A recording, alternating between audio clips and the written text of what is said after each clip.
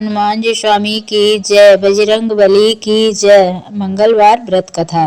व्यास जी बोले, एक समय ऋषि मुनियों को तपोभूमि परम पावन नैमिषारण्य तीर्थ में भूमंडल पर 88,000 सैनिक आदि ऋषि एकत्र हुए। उन्होंने श्री सूत जी से पूछा, हे महामुने, आपने अनेक पुराणों की दिव्य तथा दुर्लभ कथाएं हमें सुनाई है। अब कृपा करके काल काल की अल्प आयु भोगी मानव जाति के हित साधन के लिए सरल, प्रभावशाली एवं तत्काल फल देने वाले व्रत की कथा सुनाइए, जिससे अकाल मृत्यु, दरिद्रता, रोग, सर्प भय, शोक, अपवित्रता तथा अज्ञान आदि दूर होकर भगवत भक्ति, धार्मिक एकाग्रता तथा पवित्रता प्राप्त होकर मन को शांत मिले।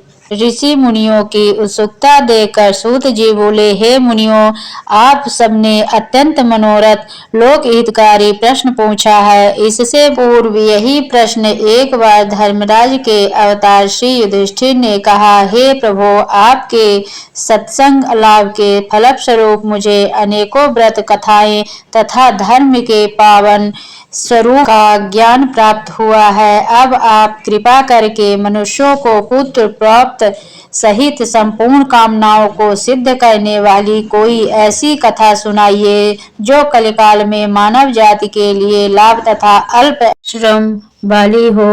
भगवान श्री कृष्ण ने युधिष्ठिर से कहा, हे राजन, आपकी जिज्ञासा को शांत करने के लिए मैं एक अत्यंत प्राचीन ऐतिहासिक कथा कहता हूँ। उसे पूर्व एकाग्रता के साथ सुनो। कुंदनपुर नामक एक नगर था। उसमें नंदा नाम का एक निर्धन ब्राह्मण रहता था। उसकी पत्नी का नाम सुनंदा था। उसके दुख का सबसे बड़ा एक कारण निसंतान होना था। ब्राह्मण की पत्नी सुनंदा सरल स्वभावी तथा पतिव्रता थी। वह नियम पूर्वक प्रत्येक मंगलवार के दिन श्री हनुमान जी की कथा का पाठ और पूजन करने के बाद उनको भोग लगाकर स्वयं भोजन किया करती थी। काम की अधिकता से एक मंगलवार को वह हनुमान जी का भोजन न लगा सकी। सायंकाल के समय जब उसे याद आई तो वह अत्यंत दुखी हुई और उसे पश्चाताप भी हुआ कि आज पूजन, व्रत तथा भोग इत्यादि कोई भी नियम पालन नहीं हो सकता। अतएव उसने भी अन्य जल ग्रहण नहीं किया और अब अगले मंगलवार को हनुमान जी का व्रत, पूजन तथा भोग लगाकर ही अन्य जल ग्रहण करूंगी, ऐसा प्रण करके वह दुखी मन से सो गई। वह प्रतिदिन हनुमान जी का स्मरण कर भोजन बनाकर पति को खिला देती, पर स्वयं भोजन नहीं करती थी। इस प्रकार उसे 6 दिन व्यतीत कर दिए, किंतु दुर्बल होने के कारण मंगलवार के दिन वह प्रातः काल ही मूर्छित होकर गिर पड़ी। उसकी इस निष्ठा और भक्ति भाव से प्रसन्न होकर हनुमान जी उसके सम्मुख प्रकट होकर बोले, हे सुनंदे, मैं तेरे भक्ति भाव से अत्यंत प्रसन्न हूँ, तू वर मांग। सुनंदा बोली, हे भगवान, मेरे कोई संतान नहीं है, अतएव कृपा करके मुझे संतान प्राप्ति का वर दें। श्री हनुमान जी बोले, तेरी अभिलाषा पूर्ण होगी और तुझे ऐसी कन्या रत्न की प्राप्ति होगी जिसके अष्टांग तुझे प्रतिदिन सोना दिया करेंगे। ऐसा वर देकर हनुमान जी अंतर्ध्यान हो गए। श्री हनुमान जी की कृपा से वह ब्राह्मणी यथा समय गर्भवती हुई और 10वें महीने में उसे कन्या रूपी रत्न की प्राप्ति हुई। 10वें दिन ब्राह्मण ने कुल पुरोहित को बुलाकर कन्या का नामकरण संस्कार कराया। पुरोहित ने जन्म, नक्षत्र तथा राशि के अनुसार कन्या का नामकरण स्वर्णा रखा। कन्या के पूर्व जन्म के संस्कार बड़े उत्तम थे और उनसे पहले जन्म में मंगल देव का विधि विधान से व्रत व पूजन किया था। कन्या के अष्टांगों से प्रतिदिन काफी सोना मिलने के कारण वह ब्राह्मण अत्यंत धनवान होने के साथ साथ अभिमानी हो गया। प्रकृति के विकास गति के अनुसार जैसे शुक्ल पक्ष का चंद्रमा बढ़ता है, उस प्रकार कन्या भी प्रतिदिन बढ़ने लगी। एक दिन सुनंदा ने अनुभव किया कि कन्या विवाह योग्य हो गई है। अतएव उसने पति से कहा कि किसी योग्य सुंदर वर को देखकर अपनी पुत्री का स्वर्णा का विवाह कर दे, क्योंकि शास्त्रीय विधान के अनुसार 8 वर्ष की गौरी, 9 वर्ष की रोहिणी तथा 10 वर्ष की कन्या राज्यशला मानी गई है। गौरी के दान से पाताल लोक तथा रोहिणी के दान से वैकुंठ लोक की प्राप्ति होती है, किंतु राज्यशला कन्या का दान शास्त्र विरुद्ध होने से घोर नरक की प्राप्ति होती है। अतएव एवं दानों से श्रेष्ठ कन्या का दान उचित समय पर करके इस लोक तथा परलोक को सुधारिए। पत्नी सुनंदा के शास्त्र समस्त वचनों को सुनकर दिव्य के लोभी ब्राह्मण ने कहा, अभी तो स्वर्णा केवल 10 वर्ष की हुई है, तुम अभी व्यर्थ की चिंता करती हो। मैंने तो 16 वर्ष तक की कन्याओं के विवाह कराए हैं,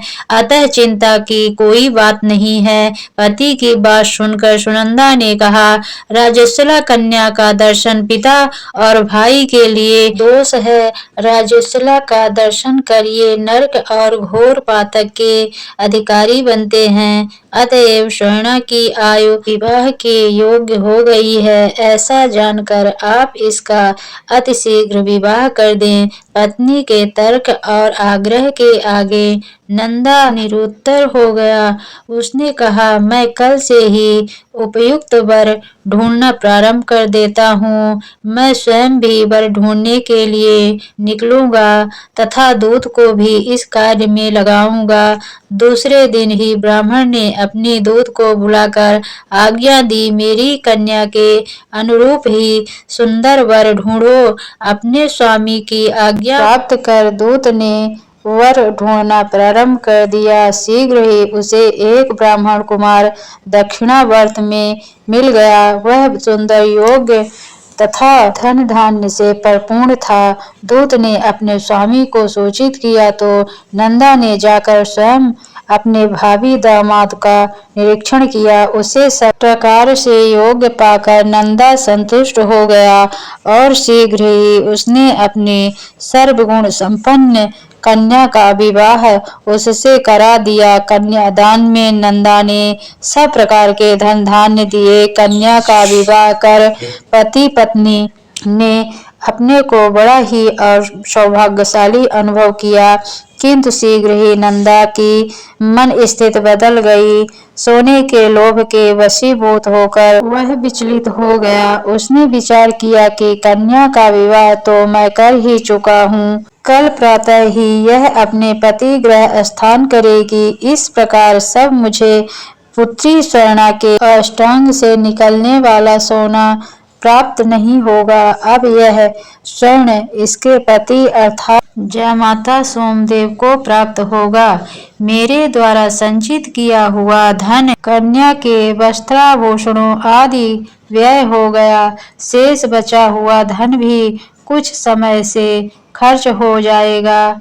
निश्चय ही इस कन्या का विवाह करके मैंने बड़ी भूल की है। अब एकमात्र यह उपाय है कि कन्या को किसी प्रकार पति गृह जाने से रोककर अपने ही घर पर रखा जाए। इस पर विचार करते करते नंदा रात भर जागता रहा। अंत में उसने धर्म के विरुद्ध एक भयानक निर्णय किया कि जब कन्या को लेकर सोमदेव अपने घर के लिए प्रस्थान करेगा तो मार्ग में वो छिपकर उसका वध कर दूंगा और कन्या स्वर्णा को समझा बुझाकर अपने घर ले जाऊंगा। विधवा निराश्रय पुत्री को घर में रखने के कारण समाज में मेरी निंदा करेगा और स्वर्णा से मुझे पहले की तरह नियमित सोना प्राप्त होने लगेगा। प्रातः काल सुबह मुहूर्त विचार कर नंदा और सुनंदा ने जयमाता जमाई तथा कन्या को धन धान्य से संतुष्ट कर प्रसन्न चित्त सभी सज्जनों के सामने विदा किया। इधर सोमदेव अपनी पत्नी स्वर्णा को लेकर घर की ओर चल पड़ा और इधर उधर सोने का लोभी मतिभ्रष्ट नंदा का अन्य मार्ग से आकर जयमाता सोमदेव की हत्या करने के उद्देश्य से छिप गया। फिर कुछ समय पति के शव के पास विलाप करती हुई पुत्री स्वर्णा के सामने प्रकट होकर बनावटी शोक व्यक्त करते हुए नंदा कहने लगा, हे पुत्री, लुटेरे ने तेरे पति का वध कर दिया है। तब तू घर चल, वहां पर ही रहकर अपने शेष जीवन का व्यतीत करना। भगवान की इच्छा के आगे किसी का कोई बस नहीं चलता है। उसे जो अच्छा लगता है वही करता है। अतएव तू धैर्य धारण कर, जो भाग्य में लिखा है वही होगा। इसमें किसी का कोई दोष नहीं है। पिता के कपटपूर्ण वचनों को सुनकर स्वर्णा बोली, हे पिता, इस संसार में पति विहीन नारी का जीवन व्यर्थ है। मैं अपने कर्तव्य का पालन करूंगी। माता पिता तथा सास ससुर को यश को बढ़ाने वाले धर्म का पालन करते हुए अपने पति के साथ मैं सती हो जाऊंगी, परंतु लौटकर घर नहीं जाऊंगी। अपनी कन्या का स्वर्णा के वाक्यों को सुनकर ब्राह्मण अत्यंत दुखी हुआ। वह विचार करने लगा कि मैंने व्यर्थ ही इसके पति का वध किया। मेरा धन प्राप्त का अभिशिष्ट तो सिद्ध होता दिखाई नहीं देता। इसके विपरीत ब्रह्म हत्या के साथ साथ पुत्री के शरीर त्याग का पाप भी मेरे सिर पड़ने वाला है। इस प्रकार विचार कर पश्चाताप और अग्निग्लान वशीभूत होकर नंदा दुखी होकर रोने लगा। विवश होकर सोमेश्वर की चिता बनाई गई। फिर स्वर्णा 16 श्रृंगार कर पति का सिर गोद में रखकर चिता पर बैठ गई। जैसे ही सोमदेव को शव को मुखाग्नि दी गई, वैसे ही प्रसन्न होकर मंगल देव प्रकट हो गए और बोले, हे स्वर्णा, तेरे पति भक्ति से अत्यंत प्रसन्न हूँ, अतएव तू मनवांछित वर मांग। मंगल देव को प्रकट देकर स्वर्णा ने भक्ति भाव से उन्हें प्रणाम किया। फिर विनम्रता से होकर बोली, हे मंगल देव, यदि आप मुझ पर प्रसन्न हैं तो मेरे पति का पुनर्जीवन दान देकर मेरा यह लोक तथा परलोक में सार्थक करें। श्री मंगल देव ने ये वस्तु कहा और बोले, स्वर्णा, तेरा पति पुनः जीवित होकर अजर अमर तथा महाविद्वान हो जाएगा। इसके अतिरिक्त तू और भी कुछ मांगना चाहती है तो मांग ले। स्वर्णा बोली, हे मंगल हरने वाले मंगलकारी ग्रहों के स्वामी,